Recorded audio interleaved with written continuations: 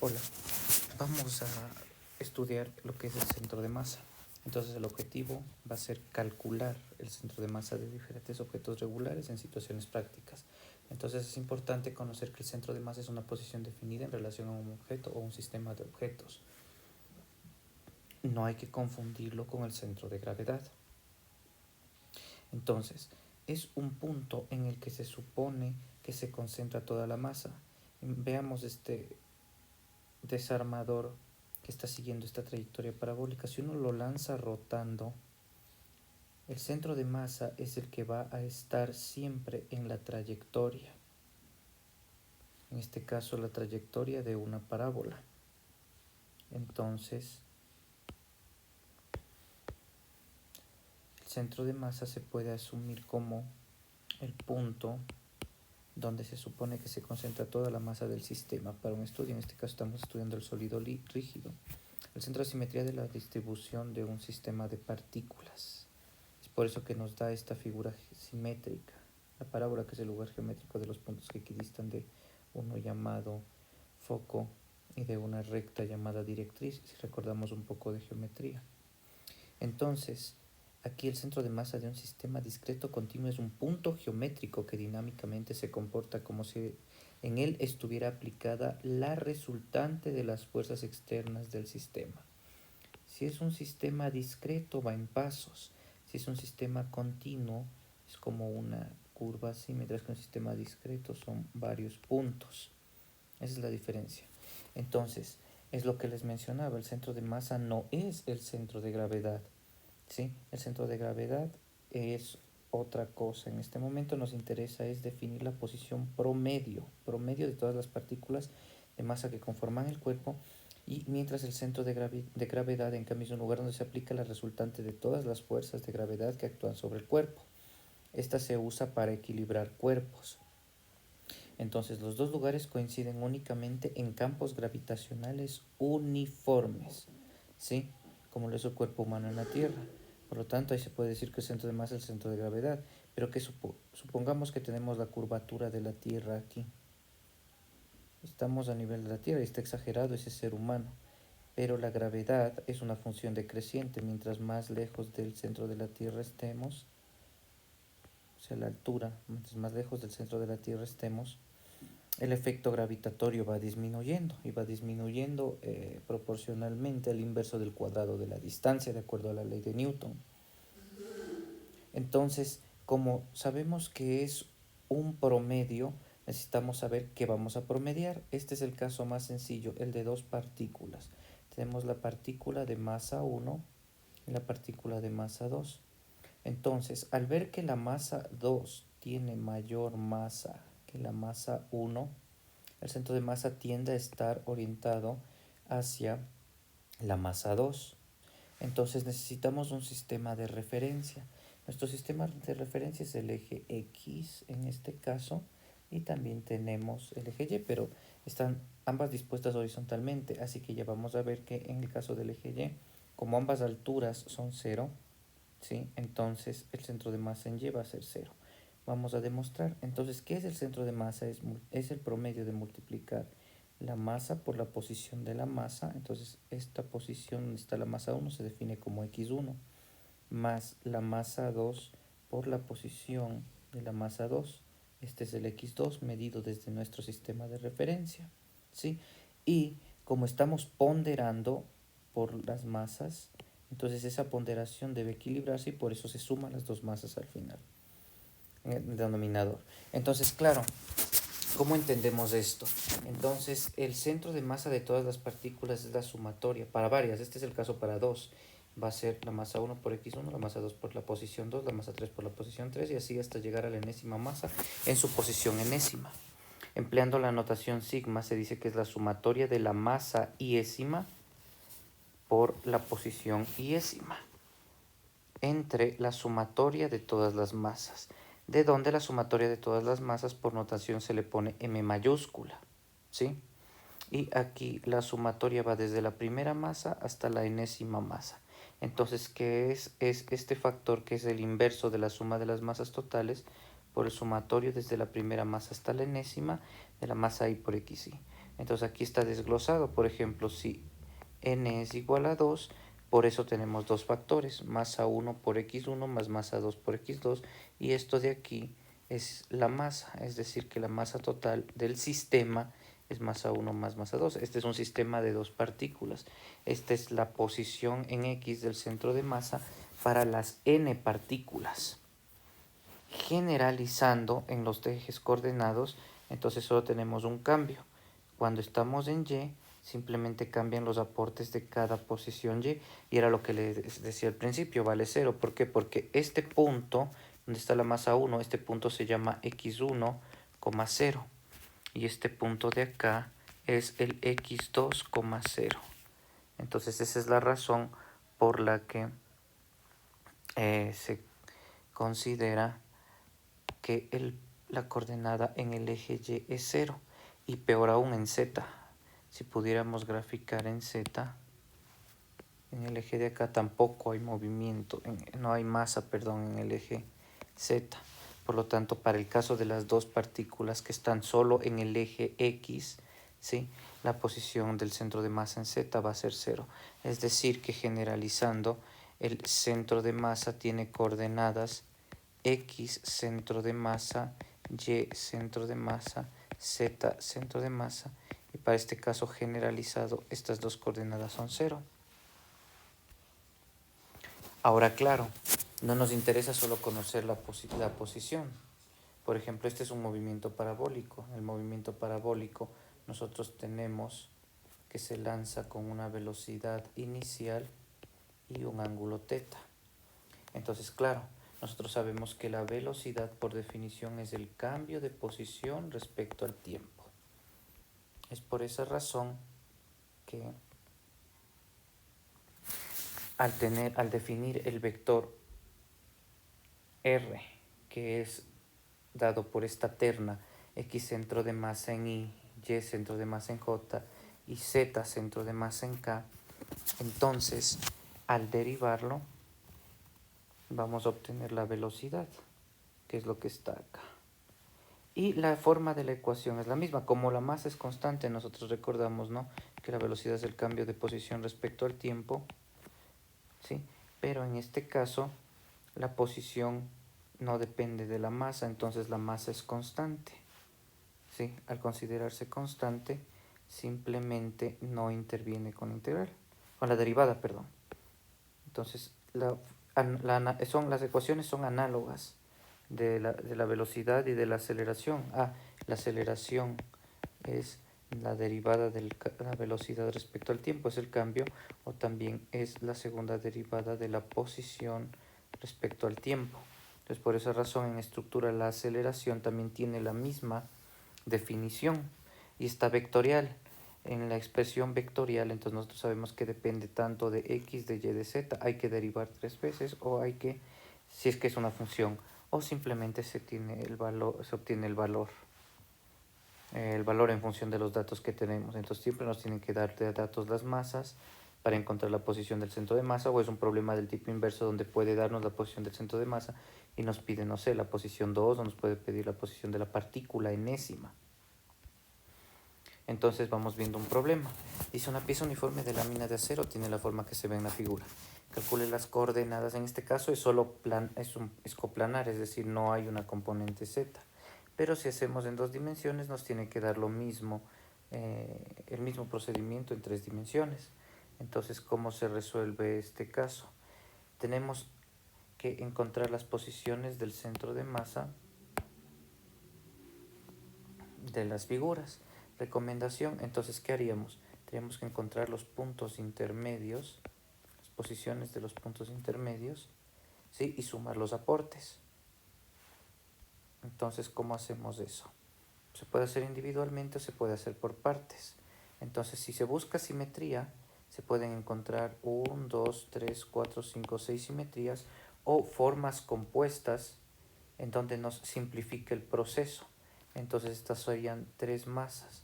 ¿Y cómo encontramos el centro de masa? Dado que está señalado, en este caso, esta figura, aquí está la coordenada en 15 y aquí está la coordenada en 5. Por eso me señala que para la primera masa sería el radio o la posición 1 de la masa 1 sería 15 en I más 5 en J. Eso es lo que me dicen estos puntos. Entonces el siguiente punto está en 15 en Y en 5 en X. Y el tercer punto está en 10 en X. Y en este caso entre 20 y 30 está 25 en Y. Entonces lo que se debe hacer es encontrar con nuestras ecuaciones para dos dimensiones. Entonces, para encontrar en dos dimensiones, nosotros sabemos que X del centro de masa es, en este caso, como me dice uniforme, ¿sí? Como me dice uniforme, entonces necesitamos las posiciones. Entonces, en este caso, ¿cuál posición sería? Sumemos el promedio, son 3 masas, ¿no? Entonces son 3 masas. Y vamos a sumar en X, que es 15 en X más 5 en Y más 10. Veamos si es correcto. Entonces tenemos 15 en X, 5 en X y 10 en X. Si está bien. El resultado es 15 más 5, 30 tercios. Va a ser nuestra posición 10 centímetros. ¿Sí? Y del centro de masa, en cambio, va a ser con las coordenadas en Y. Con las coordenadas en Y, en cambio tenemos la coordenada en Y 5, 15 y 25. 5 más 15 más 25 entre 3. Y eso es igual a 20 más 25, 55 tercios. Centímetros. Claro que como es un problema físico, a 45 tercios. 45 tercios, no 55 tercios. 45.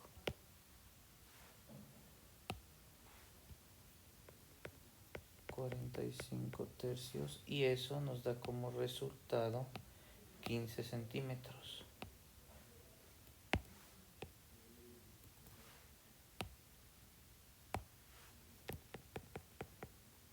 Ahora la gran pregunta, profe, pero acá me estaba diciendo en la ecuación, estaba diciendo que es masa 1 por x1, masa 2 por x2, masa 3 por... ¿Y dónde se quedaron las masas, profe? Ya, cuando me dice una pieza uniforme, ¿sí?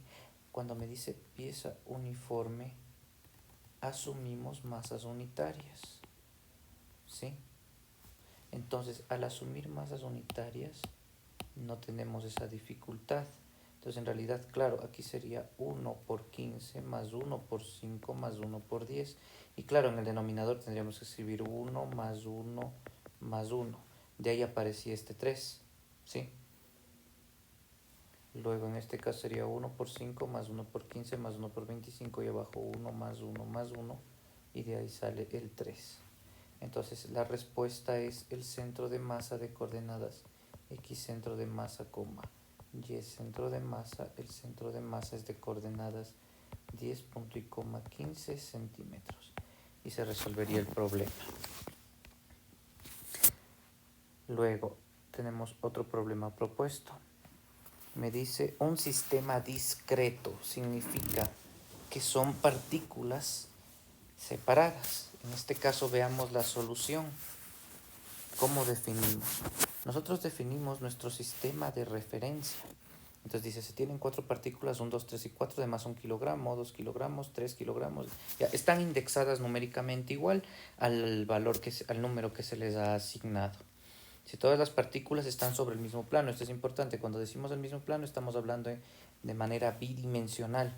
Nuestros vectores de posición solo van a tener componente RXY más RYJ y nada más, porque son bidimensionales.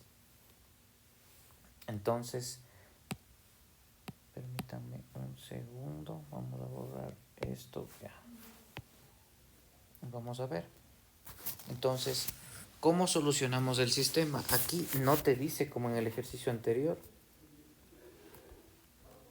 No dice como en el ejercicio anterior el sistema de referencia, porque aquí está definido el sistema de referencia. En cambio acá hay dos maneras de solucionar. colocando el sistema de referencia en la partícula 1 o colocando el sistema de referencia en la partícula 3. Entonces estos valores no salen iguales porque dependen del sistema de referencia. Y por eso propone aquí una solución A y una solución B. Si es con la solución A, y eso sí, tip importante para este tipo de ejercicios, ¿sí? Es importante utilizar el sistema de referencias que me simplifique cálculos. ¿Cómo simplifico cálculos? No voy a poner mi sistema de referencia por acá, porque aquí tendría un vector R1, un vector R2, un vector R3 y un vector R4. No me simplifica. Entonces, en estos casos, al poner en el punto 1 la referencia, mi R1 es 0. Y es por eso que me va a dar 0 en la posición X y 0 en la posición Y. Y de acá, si es que tenemos nuestra referencia en el punto 3, entonces en el punto, en la partícula 3, mi coordenada X y mi coordenada Y van a valer 0. No es obligatorio, pero claro, sería conveniente siempre simplificar una. O sea, hay 4 maneras de, 5 maneras de, bueno, infinitas maneras de resolver eso. ¿A qué me quería referir con 4 maneras? Puedes poner tu sistema de referencia en la partícula 4, en la partícula 2 o en las dos propuestas. Entonces, es importante hacer simplificaciones para no tener inconvenientes. Sería lo más recomendable. Veamos ahora cómo se definen los vectores posición para poder yo reemplazar en la ecuación. Entonces, claro, al definir mis posiciones, por ejemplo, respecto de la masa 1, trazo mi vector R2 y mi vector R2 va a tener dos componentes en X y en Y. Va a ser 0 en X porque está a la misma altura en X, 0 en Y, menos 4J centímetros en Y. Y vemos que esa posición tiene que estar aquí, mira. 0 en X y menos 4 en Y. Bajo la misma idea, trazamos nuestro vector R3. Entonces vemos que nos estamos yendo 5 centímetros positivos en Y. Y hacia abajo 4 centímetros negativos en J. Luego trazamos nuestro vector posición R4 y vemos que se ha movido horizontalmente 5 más 3, 8 centímetros y hacia abajo 4 centímetros.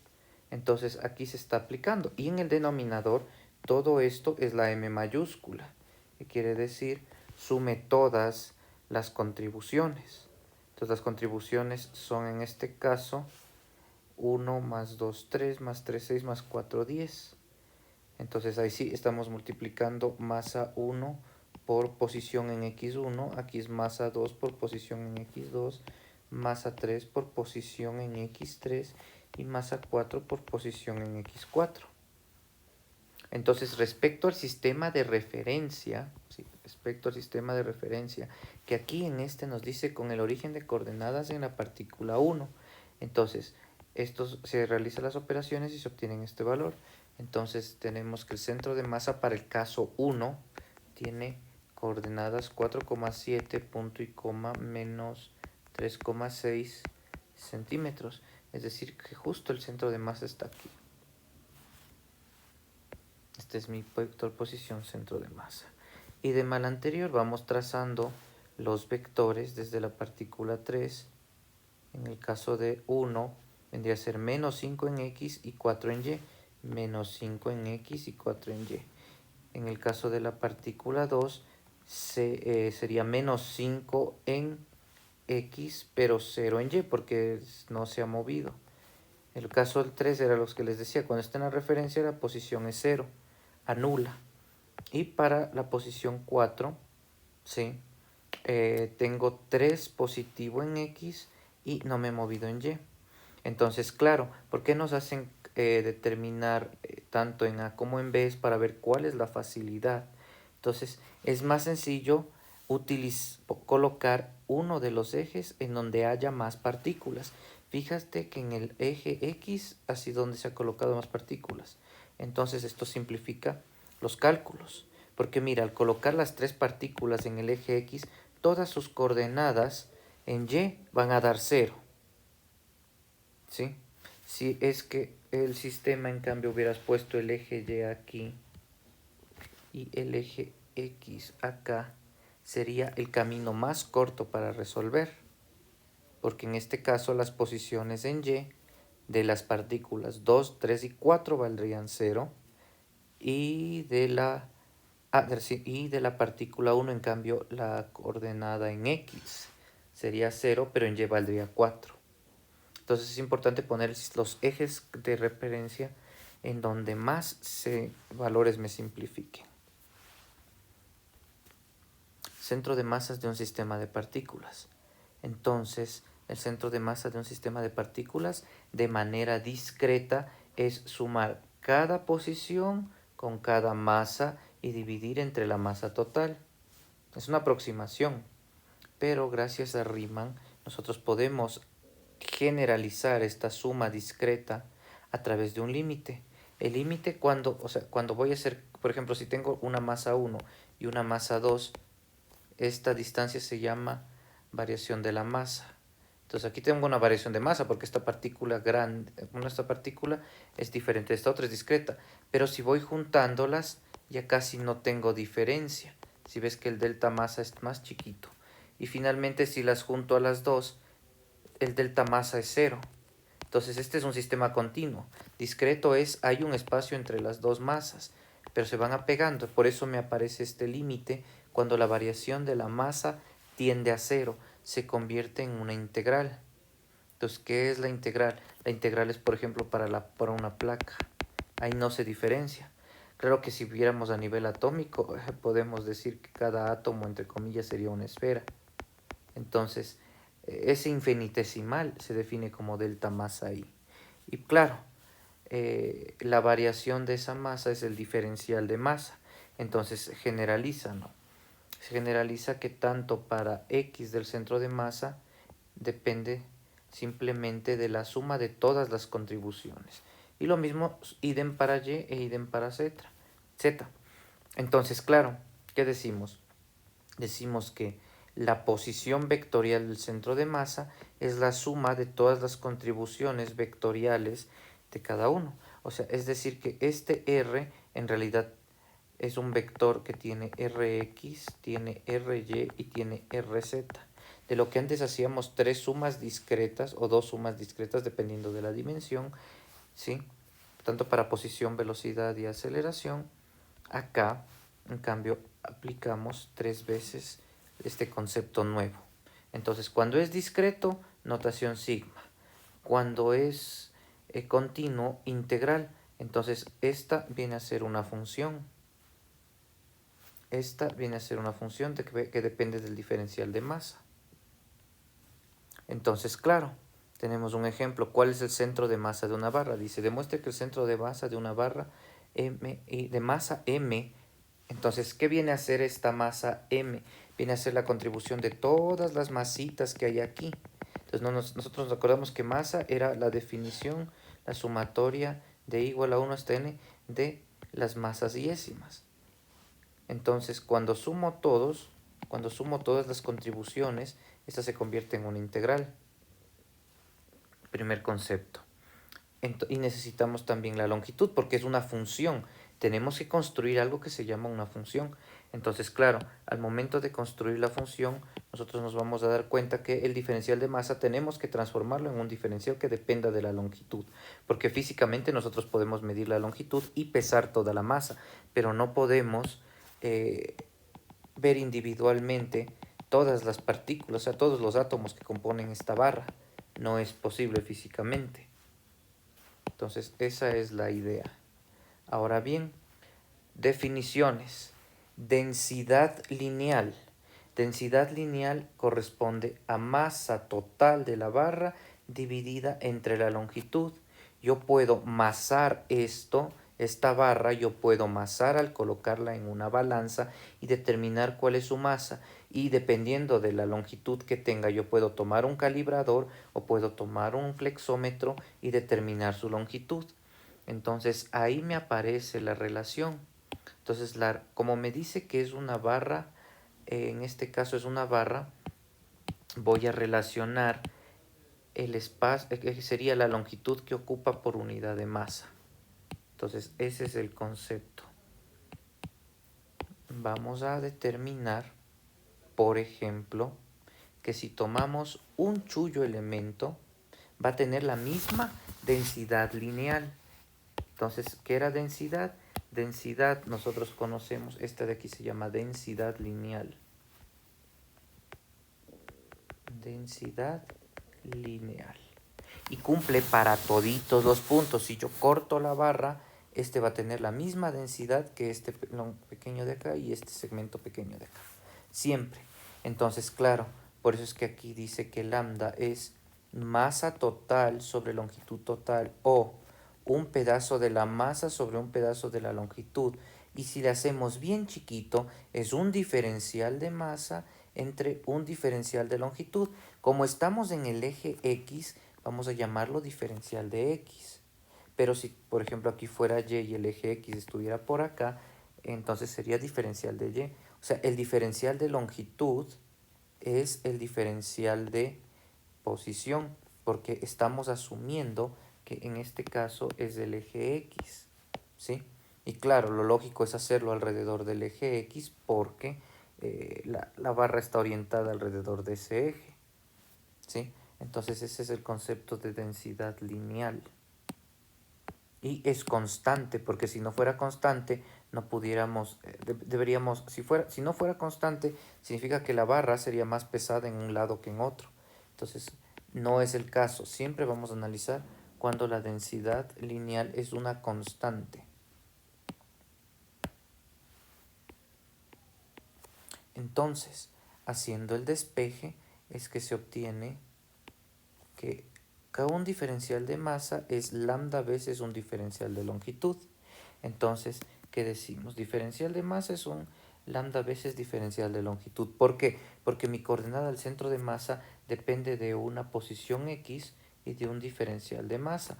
Pero el diferencial de masa no se procesa así, sino que como esta es una función X, mi diferencial tiene que estar en función de esa longitud. Entonces ahí me parece lambda diferencial de X. Lambda diferencial de X es el diferencial de masa del concepto. Lambda diferencial de X es en este caso el fenómeno físico. El fenómeno físico es haber masado, puesto en una, determinado la masa, puesto en una balanza, haber determinado la masa, entre comillas, y hablando en términos no rigurosamente físicos, entre comillas, pesar. Cuando hablamos en términos físicos, el término correcto es masar, que es determinar la cantidad de materia de la barra, ¿sí? Lo que antes vulgarmente decíamos que era pesar, pero peso depende de la gravedad, nos interesa es la masa, entonces masa y peso no es lo mismo, ¿sí?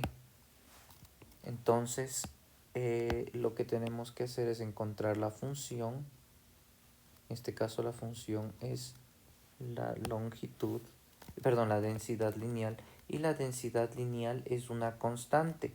Por definición, toda constante sale de la integral.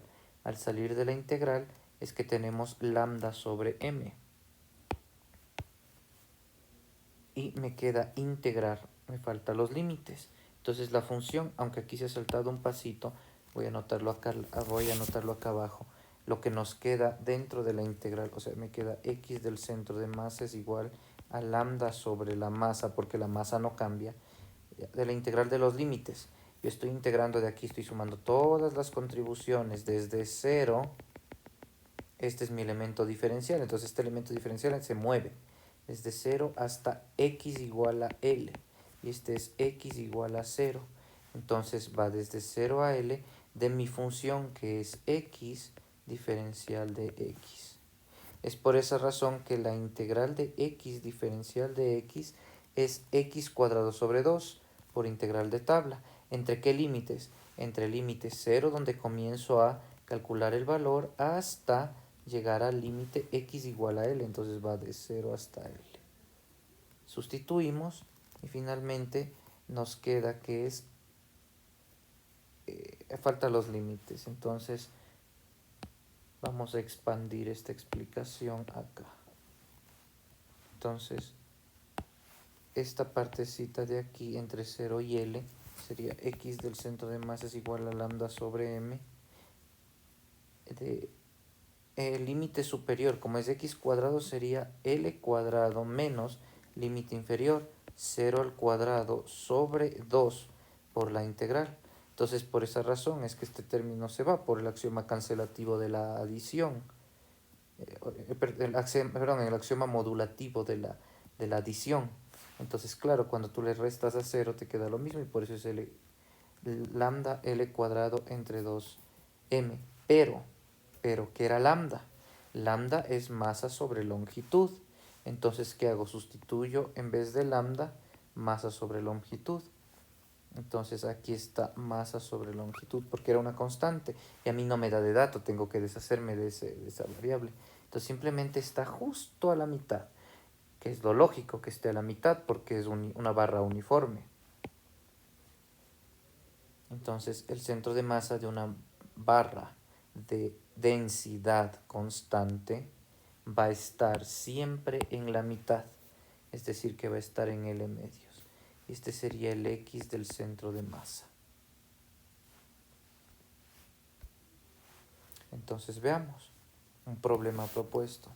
Dice, una bola de billar que se mueve hacia... Entonces ahora sí, ahora estamos hablando de metros sobre segundo. En el problema anterior fue, en este caso, si la longitud está en metros, la respuesta sería en metros. Entonces estamos con el concepto posicional. Claro que es aquí la R sería L medios en I más 0 en J, porque no hay masa no hay masa de la barra en el eje Y. Listo, ahora vamos a resolver este problema. Nos dice que una bola de billar que se mueve a 5 metros sobre segundo golpea una bola fija de la misma masa. Entonces, velocidad 1, bueno, el módulo de la velocidad 1. El módulo de la velocidad 1 es 5 metros sobre segundo. Golpea una bola fija de la misma masa, es decir, masa 1 es igual a masa 2, ¿sí? Y es igual a m. Y la velocidad 2 dice que es 0 metros sobre segundo porque dice que la bola 2 está fija. Entonces, después de la colisión, la primera bola se mueve 4,33 metros sobre segundo en un ángulo de 30 grados respecto a la línea de movimiento original. Se supone una colisión elástica y se ignora la fricción y el movimiento rotacional. Encuentre la velocidad de la bola golpeada después de la colisión. Entonces hago un dibujito, ¿no? El concepto que debo saber aquí es masa 1, velocidad 1, más masa 2, velocidad 2, inicial es igual a masa 1, velocidad final 1, más masa 2, velocidad final 2.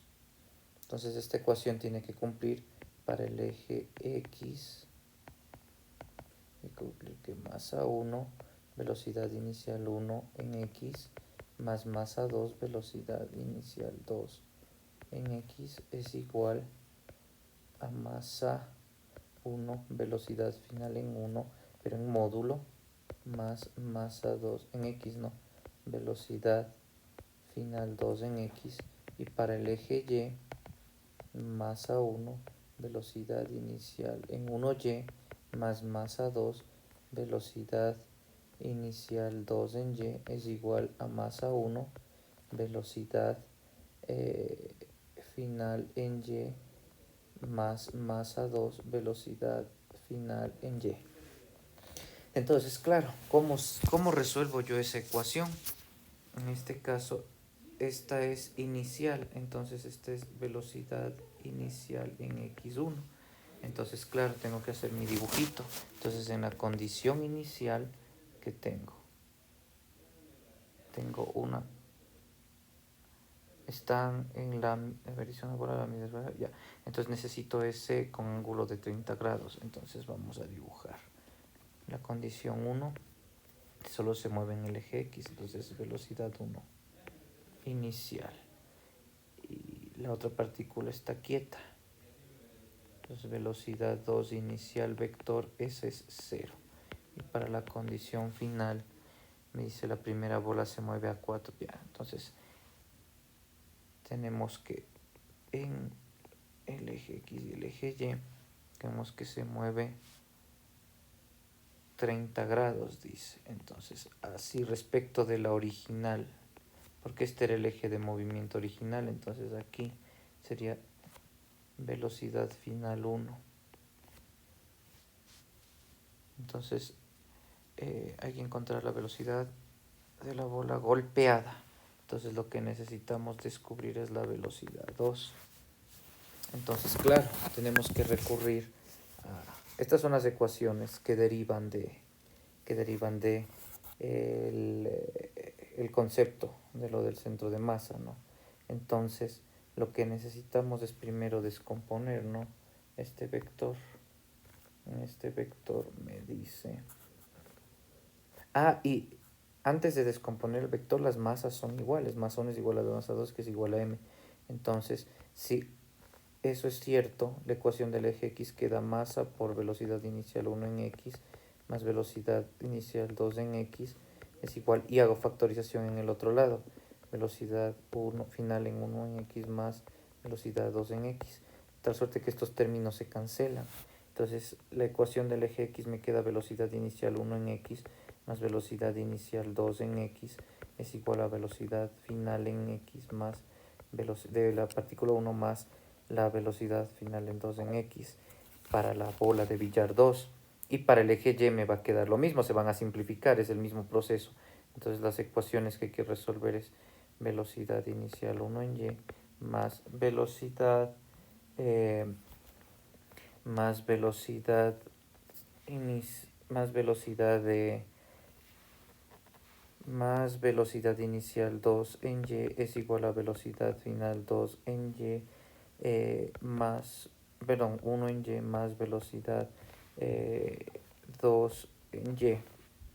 Entonces en este caso, ahora sí, descomponemos el vector. Entonces vamos a descomponer el vector velocidad y me dice que este ángulo es 30 grados y el módulo es 4,33. Entonces, directamente es en el eje X con coseno y en el eje Y con seno, pero vamos a hacerlo por partes. Entonces aquí coseno de 30 grados es igual, aquí sería velocidad final de la bola 1 en X, y aquí a 90 grados está velocidad final 1 en Y. Entonces coseno de 30 es cateto adyacente sobre hipotenusa B1 en X entre los 4,33. De aquí obtenemos que B1X es 4,33 por coseno de 30 grados. Y deme el mismo proceso, velocidad 1 en Y es 4,33 seno de 30 grados. Y no nos olvidamos que este es un triángulo notable, entonces coseno de 30 grados es raíz de 3 sobre 2, aproximadamente 0,866. Y seno de 30 grados es un medio, es 0,5. Entonces velocidad 1 en X ha sido en realidad 4,33 por coseno de 30 grados. Pilas que tu calculadora tiene que estar en deg, no en rad, sino en deg, porque deg es degree, es grado. Entonces 4,33 por coseno de 30 grados es 3,75 metros sobre segundo.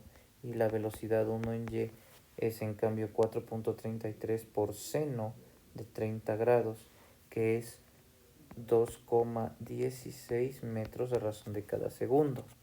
Entonces ahora sí, con estos datos yo puedo sustituir. Entonces veamos que se elimina velocidad inicial en X de la bola de billar 2 es 0, velocidad inicial en Y de la bola de billar 2 es 0. Entonces ya podemos resolver nuestro sistema. Ah, y velocidad inicial de la bola 1 en Y también es 0, porque solo se mueve horizontalmente.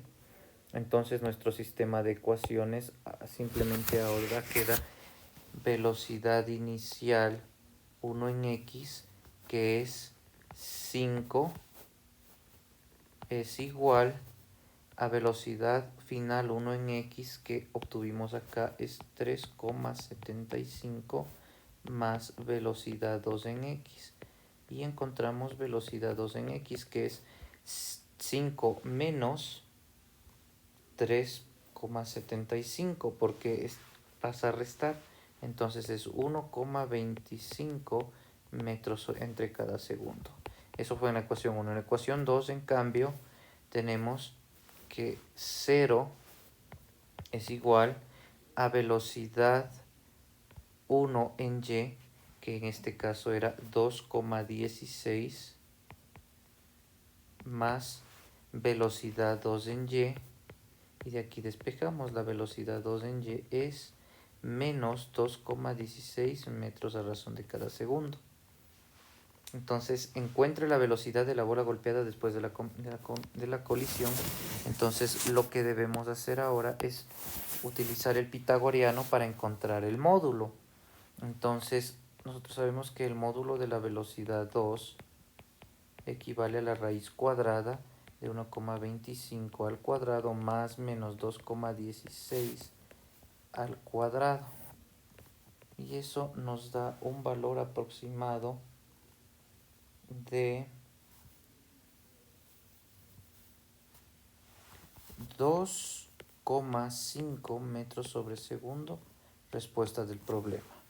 Ahora, claro, como me dice la velocidad, encuentro también el ángulo. El ángulo se encuentra con esta forma. Como tenemos que la velocidad 2 es hacia abajo, porque me está diciendo que es positivo en X y negativo en Y, entonces encontramos el ángulo. Es arco tangente, en este caso es de la componente velocidad en Y sobre Bx, y sabemos que nos va a dar negativo, entonces es arctan, o en la calculadora tangente a la menos 1 de 2,16 sobre 1,25. Es importante saber en qué cuadrante está para asignarle nosotros afuera el ángulo. Entonces ponemos en la calculadora shift tangente a la menos 1, en el numerador va 2,16 y en el denominador 1,25. Eso me va a dar un valor de menos 59,94 grados. Entonces ahora sí ya podemos escribir nuestro valor de velocidad.